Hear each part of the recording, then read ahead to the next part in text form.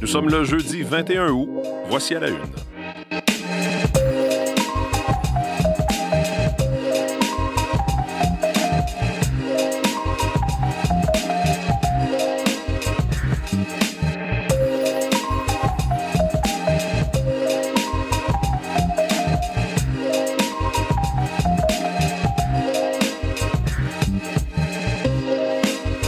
Bonjour, bon jeudi, bienvenue à l'émission en ce 21 août. Je m'appelle Mathieu Bellumeur, content de vous retrouver ce matin pour cette nouvelle édition d'À la Une et on va parler un peu plus tard l'émission et je commence en vous le disant tout de suite. Il y a eu une attaque importante de la Russie en Ukraine au cours de la nuit. En fait, c'est la plus grande attaque aérienne sur l'Ukraine depuis la mi-juillet. On parle d'au moins un mort, 18 blessés. Il y a une entreprise américaine également dans l'ouest du pays qui aurait été touchée. Tout ça dans le contexte, évidemment, on le sait, de cette intensification des efforts de paix. Sami Robaïn sera avec nous pour nous en parler, mais l'armée de l'air ukrainienne a indiqué qu'il y a eu 574 drones et 40 missiles balistiques et de croisière qui ont été tirés par la Russie durant la nuit dernière, donc la nuit de mercredi à jeudi en Ukraine. On va y revenir avec les derniers développements au cours de cette émission. Sinon, on va parler de santé ensemble avec Élise Jeté qui sera avec nous dans les prochaines minutes. Christian Dubé qui a fait une annonce. Vous savez qu'il y a, et peut-être que vous connaissez des gens ou que c'est votre cas à vous-même, qui attendent depuis longtemps, des mois, voire des années pour une chirurgie, par exemple, du genou. Eh bien, le gouvernement du Québec va rembourser certaines chirurgies dans certains cas pour des gens qui attendent depuis très longtemps et qui se font soigner au privé. Élise va nous donner les détails. C'est une nouvelle qu'a sortie hier mon collègue David Gentile qui suit justement les affaires en santé. Pour l'instant, Véronique Méran est à mes côtés. Bonjour Véronique. Bonjour Mathieu. Les prévisions de la météo en ce 21 août, c'est encore un peu plus chaud? Exactement. Ça remonte. On l'a senti hier après-midi un petit peu. Oui. Donc là, on s'en va vers du temps d'été. Aujourd'hui, demain, samedi, puis on changera de cap dimanche avec un fléchissement des températures et surtout quelques averses. Quelques averses qui vont faire du bien parce que c'est très, très sec. Mais d'ici là, ce matin, à peine quelques brouillards ici et là. Dans l'ensemble, c'est une magnifique journée. Soleil dominant, les températures de l'ordre de 25 à 27 degrés. La nuit prochaine, 10, 15 degrés, 10 vers les Laurentides, l'Estrie, Québec, l'Outaouais, 10 à 13. Sinon, une quinzaine pour Montréal. Le beau temps sera là vendredi. On dit un petit peu plus chaud vendredi, samedi. On se rapprochera de la trentaine de degrés. Normalement, le dernier 30, c'est autour du 5 septembre pour la grande région de Montréal. On a encore le temps. Donc, vendredi, samedi, assez chaud. Et samedi, en journée, ça commencera à s'ennuager graduellement. Et les averses devraient se pointer là, dans le scénario. Pas avant samedi soir tard. Et dimanche, en première partie de journée, surtout, il y aurait des éclaircies par la suite. Il n'y en aura pas énormément. 10, 12 millimètres avec ça, mais quand même, on va les prendre. Du côté de l'Abitibi, ben, là aussi, ça se réchauffe. On atteindra 26 degrés aujourd'hui. Un ciel variable dans l'ensemble. La probabilité d'averse, elle est assez faible. Et mis à part quelques brouillards ce matin dans l'est du Québec, il fera beau également. Peut-être un ciel plus variable vers la Gaspésie, la Côte-Nord, mais dans l'ensemble, belle journée. 20, 22 degrés au thermomètre jusqu'à 24 pour le Saguenay, le Lac-Saint-Jean. Même chose demain, sous le soleil, ça va remonter un peu côté température. En territoire ontarien, on y va aussi avec du beau temps sur l'ensemble du territoire. La portion nord, centre, c'est assez variable. Ça va se dégager ce matin du côté de Toronto. Ça restera un petit peu plus nuageux à Windsor et il fera beau à Ottawa. Les températures de l'ordre de 24 à 26 degrés sur l'ensemble du territoire. Les humidex, 31, 33, surtout pour le sud de l'Ontario. Dans l'ouest, on a mis de côté les avertissements de chaleur que l'on avait sur le sud de la Saskatchewan. 24 degrés aujourd'hui quand même sous le soleil. Winnipeg, on a des averses et des orages qui peuvent être assez costauds tôt ce matin. Ensuite, ça se dégage. Les températures sont près de la barre des 25. C'est une vingtaine de degrés vers Calgary et Edmonton sous le soleil. Et ce sera variable à Vancouver, 21 à 25 au thermomètre. Donc, dans l'ouest, quand même, ça se passe relativement bien. Un mot sur Erin, l'ouragan donc, qui frôle la côte est des États-Unis en ce moment. Voilà, qui commence tout juste à s'éloigner de la Caroline du Nord. Donc, on a des avis qui sont en vigueur, justement, là, si vous fréquentez les plages de la côte est américaine. Évidemment, des conditions de baignade dangereuses, là, de fortes vagues. Il peut y avoir des ressacs dans le courant aussi. C'est surtout ça que Erin provoque parce que, vous l'avez dit, ça longe la côte, mais ça ne touchera pas terre. Est-ce que ça va affecter la pluie là, qu'on attend, par exemple, en fin de semaine? Est-ce que ça risque de nous affecter au Québec ou dans l'est du pays? Non, ben ça passe vraiment à côté. Donc, Erin fait en sorte que les températures remontent davantage chez nous. C'est surtout le mercure qui sera influencé, mais malheureusement, on n'a pas de précipitations en lien avec ça. Par contre, la Nouvelle-Écosse, secteur de Terre-Neuve, auront de forts courants en fin de semaine. Donc ça, c'est à vérifier. C'est à surveiller surveiller de ce côté-là. Mais sinon, dans l'ensemble, ça longe la côte, ça remonte vers le nord du côté de la Nouvelle-Écosse, Terre-Neuve, là, dans les eaux, toujours au large, mais avec des courants quand même importants. Merci, Véronique. Bonne journée. Bonne journée. Olivier Pellerin est là au sport. Bonjour, Olivier. Bonjour. Alors, au soccer, parlons du CF Montréal qui a confirmé le départ du défenseur canadien Joel Waterman. Oui, ça, c'est un joueur qui est très apprécié chez le CF Montréal. Départ parce qu'on avait parlé justement de ces mouvements qui allaient venir dans cette lettre ouverte envoyée aux partisans. On disait qu'on voulait redresser la barre avec l'équipe et y aller de quelques changements peut-être pour rebrasser l'effectif et permettre peut-être de meilleures performances chez le CF Montréal. On a vu beaucoup de mouvements au cours des derniers jours, entre autres Caden Clark aussi qui a quitté l'équipe. Et là, c'est Joel Waterman qui prendra le chemin du Fire de Chicago en échange de 500 000 $ d'argent d'allocation que pourront utiliser les dirigeants du CF Montréal. C'est pour faire un peu de place. On est allé chercher aussi une place de joueur international et on parle, en fait, et on devrait apprendre dans les prochaines heures la confirmation aussi, la venue d'un milieu offensif qui proviendrait du club du FC Porto au Portugal. Un prêt d'Ivan Gemé, un jeune joueur de 24 ans, un milieu offensif avec un flair offensif indéniable. Un joueur aussi qu'on dit très polyvalent pour venir justement dynamiser cette équipe du CF Montréal qui connaît toutes sortes de difficultés depuis le début de la saison. Un jeune projet, c'est ce qu'on veut faire avec le CF Montréal, avoir de jeunes joueurs, les amener à Montréal et tenter de les développer. À 24 ans, c'est quand même pas un nouveau venu, mais quand même fera ses débuts en MLS. Et advenant la réussite là, de cette venue, le CF Montréal, dans cette entente, dans ce prêt, il y aurait aussi une possibilité de racheter le contrat de ce joueur pour le conserver à Montréal. Donc voilà ce mouvement qu'avait annoncé Gabriel Gervais et le CF Montréal. Reste à confirmer maintenant dans les prochaines heures la venue de Gemé à Montréal et surtout de voir ce qu'il pourra faire en MLS et avec la formation montréalaise.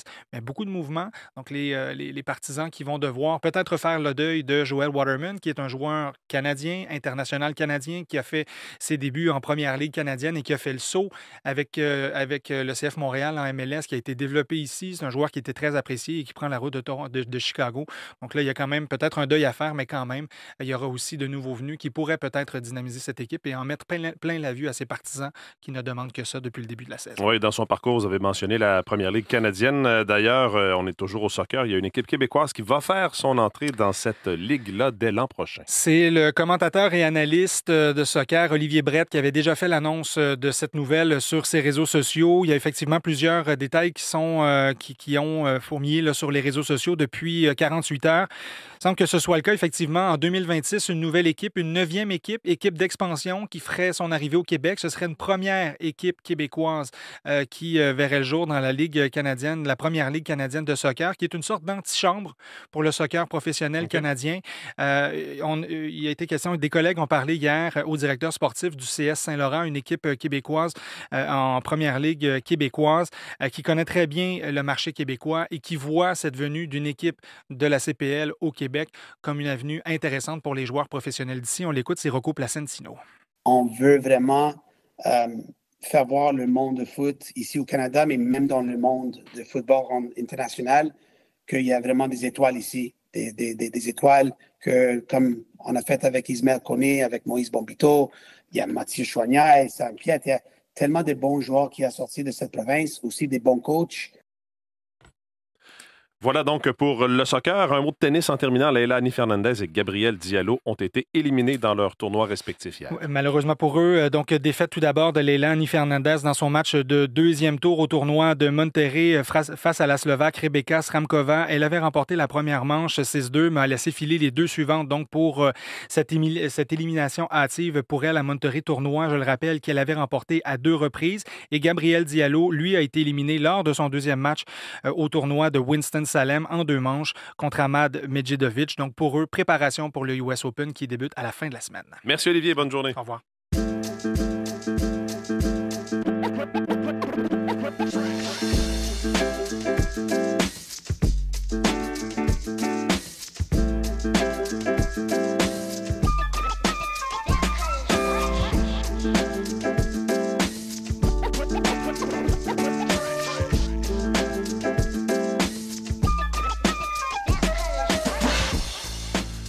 Parlons de santé. Le ministre Christian Dubé, le ministre québécois de la Santé, qui a fait une annonce hier qui devrait soulager pas mal de gens qui sont en attente d'une chirurgie. En fait, le gouvernement du Québec va rembourser les chirurgies au privé pour des gens qui attendent leur tour depuis ce qui est jugé comme étant trop longtemps par le gouvernement. Élise Jeté est en studio. Élise, donc cette mesure ne sera pas accessible à tout le monde. De quelle façon ça risque de fonctionner? Donc, pour l'instant, Mathieu, ce sont 6 000 Québécois qui attendent depuis plus d'un an leur convocation du réseau public qui vont avoir accès à une chirurgie remboursée par le public au privé. L'attente en chirurgie, c'est un problème constant qui s'est vraiment accentué de manière exponentielle depuis le début de la pandémie. Il y avait beaucoup plus d'attentes, on s'entend, durant la crise de la COVID. Là, on va s'occuper de ceux qui attendent depuis plus d'un an, mais à l'heure actuelle, le retard touche environ 150 000 Québécois. Si on regarde tout le monde qui attend, là, 150 000, c'est pas rien, c'est beaucoup de gens. Mais ce qu'on comprend, c'est que dans certains domaines de la santé, attendre plus de 6 mois aussi, ça peut déjà représenter un problème en ce qui a trait aux possibilités de guérison du patient. Donc, il y en a qui sont très inquiets et certaines spécialités sont reléguées au second rang aussi parce que les patients ne sont pas en danger de mort imminente, ce qui repousse encore plus les délais. Donc, orthopédie, chirurgie plastique parfois, mais ça ne veut pas dire que les gens ne vivent pas avec des souffrances vraiment terribles pendant de longues périodes.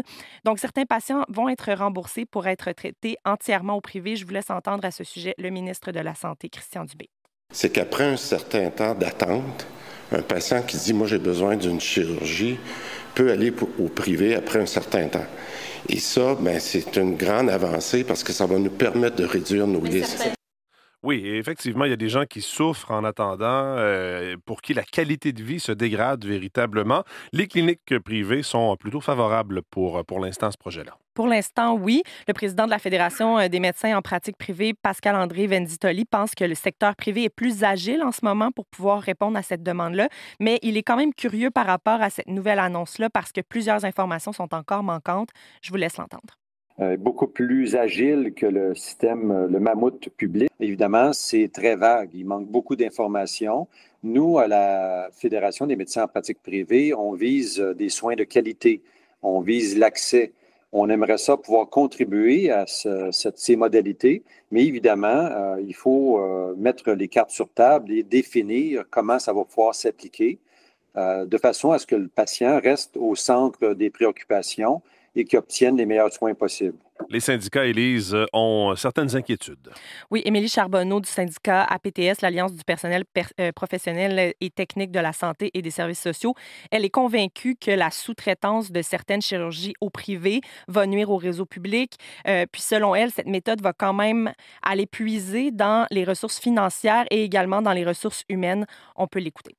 Vampiriser deux types de ressources qui sont essentielles, dans le fond, à la pérennité de notre réseau public, c'est-à-dire les ressources financières, puis également les ressources humaines. Donc, ça va être les mêmes professionnels qui vont œuvrer au public et au privé, ou même les ressources. Quand on fait une chirurgie, par exemple, on a besoin de laboratoires préopératoires, on a besoin d'imagerie médicale. Pour l'instant, le règlement ne couvre pas tout ce qui est des examens, mais c'est à savoir, ces examens-là vont être faits où?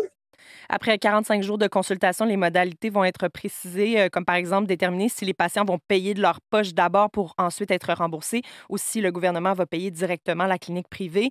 Christian Dubé met sur la glace pour l'instant le projet de rembourser les consultations au privé. Quand on parle de consultations, là, il y a un nombre record de plus de 900 000 patients qui n'ont pas pu voir de médecins spécialistes du réseau de la santé dans le délai maximal qui est lié à la gravité de leur condition. Donc, ça reste encore énormément de gens qui vont attendre. Merci beaucoup, Élise. Bienvenue. Bonne journée.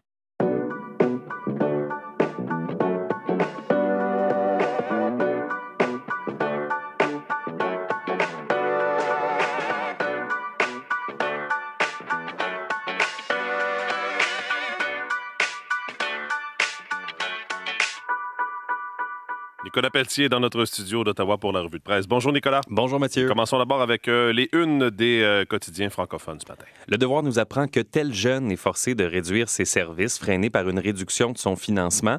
Devant la demande de services pour répondre à la détresse croissante des adolescents, l'offre avait été bonifiée ces dernières années, mais tel jeune ne pourra plus offrir cette année des ateliers dans des écoles secondaires ni un service de clavardage qui embauchait une dizaine de jeunes adultes pour s'entretenir en ligne avec des adolescents qui en avaient besoin. besoin. La presse nous parle aussi des adolescents, mais de ceux qui sont à la merci des prédateurs sexuels en ligne. Le repère des pédophiles, ce sont les applications de rencontres où l'âge des utilisateurs n'est pas vérifié. Policiers, juristes, organismes d'aide décrivent un véritable fléau où des contacts sexuels entre adultes et adolescents sont monnaie courante et même normalisés. Les applications assurent mettre tout en œuvre pour empêcher l'accès aux mineurs qui, eux, ne réalisent souvent pas qu'il s'agit d'agressions sexuelles au sens de la loi. Et puis, Radio-Canada s'en va ailleurs et parle de son côté de l'alcool américain retiré des tablettes de la SAQ, la Société des alcools du Québec, qui anticipe de voir bientôt détruire des milliers de produits d'une valeur de 300 000 $ qui vont atteindre leur date de durabilité minimale cet automne. La Société d'État a déjà payé tous ces alcools, juge ça malheureux, mais c'est le gouvernement Legault qui décide. La sécheresse prolongée, on en parlait tout à l'heure avec Véronique à la météo, a des conséquences évidemment un peu partout au pays. Ah oui, je lis chaque matin des reportages là, cette semaine qui portent sur le calvaire des agriculteurs, des victimes aussi des feux de forêt qui persistent à cause des conditions météo.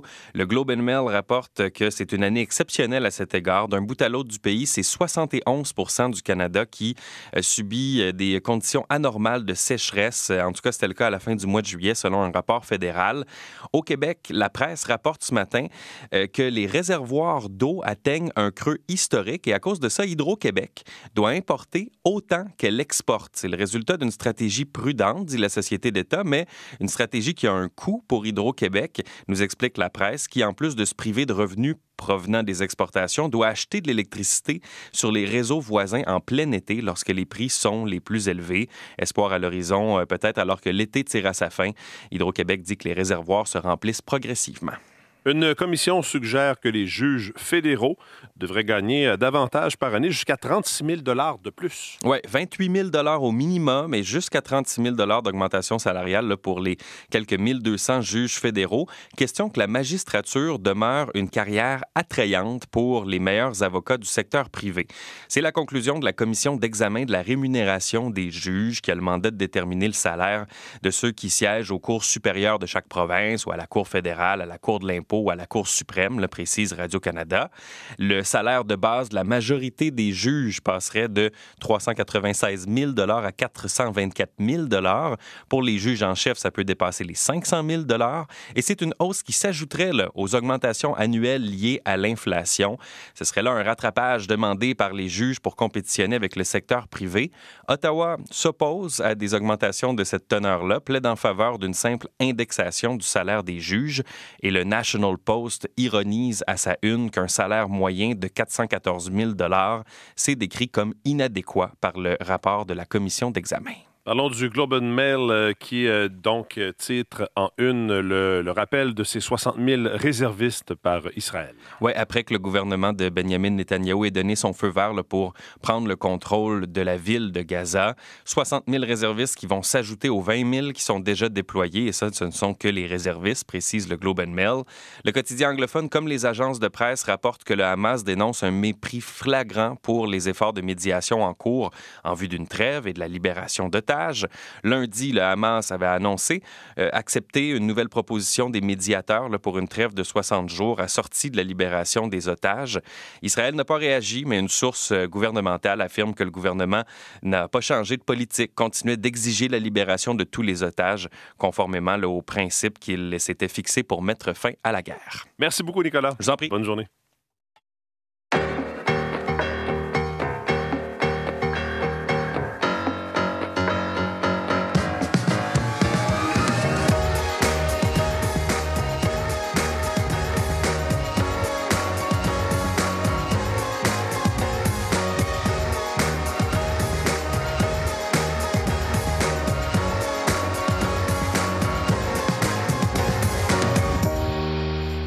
Parler au début de l'émission de ce qui s'est passé au cours des dernières heures en Ukraine. Sami Rebaïn se joint à nous. Bonjour Sami. Salut Mathieu. Alors, une attaque aérienne massive, je le disais, envoyée donc depuis la Russie qui s'est abattue au cours des dernières heures sur l'ouest de l'Ukraine. On parle pas mal moins depuis le début de la guerre, de ces bombardements qui touchent l'ouest de l'Ukraine. C'est beaucoup plus rare.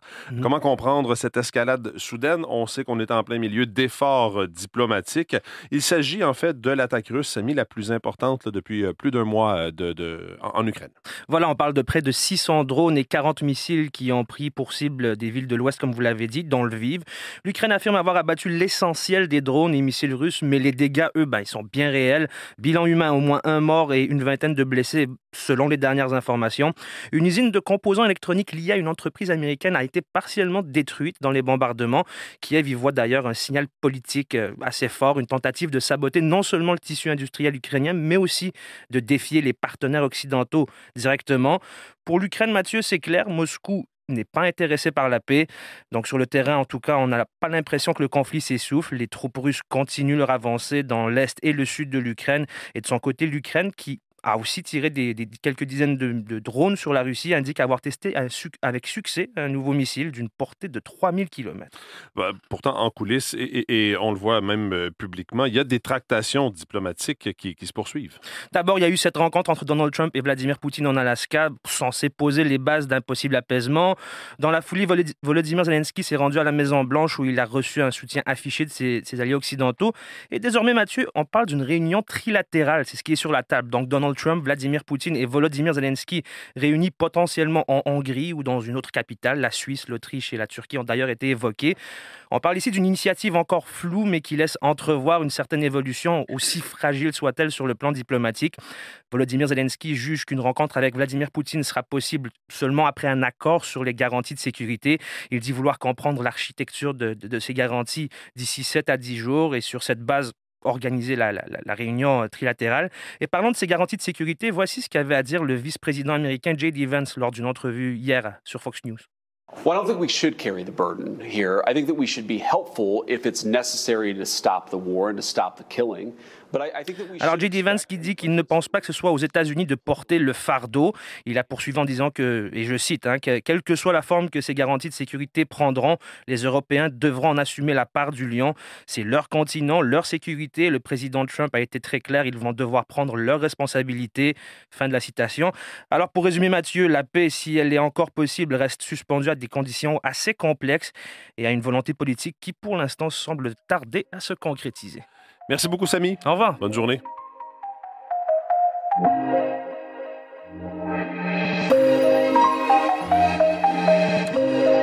On va évidemment surveiller la situation avec Samy tout au long de la matinée en Ukraine. Sinon, reprise un peu plus tard ce matin des audiences de la commission Galland sur le fiasco Saclay. On s'attend à ce que l'ancien ministre des Transports du Québec, François Bonnardel, témoigne. On sait que l'actuel ministre Geneviève Guilbeault est aussi attendue à la barre des témoins, probablement demain, en tout cas d'ici la fin de la semaine. C'est ce qu'on nous avait annoncé au début de cette semaine. Sinon, il y aura une annonce du ministre de la Santé, Christian Dubé, de la ministre responsable des aînés et du ministre responsable des services sociaux et de la ministre du Sport également, une nouvelle stratégie de prévention en santé au Québec aujourd'hui qui sera présentée par ces ministres-là. Ça fait partie des éléments qu'on va surveiller pour vous. Vos équipes du matin prennent le relais dans les prochaines secondes. Bonne journée.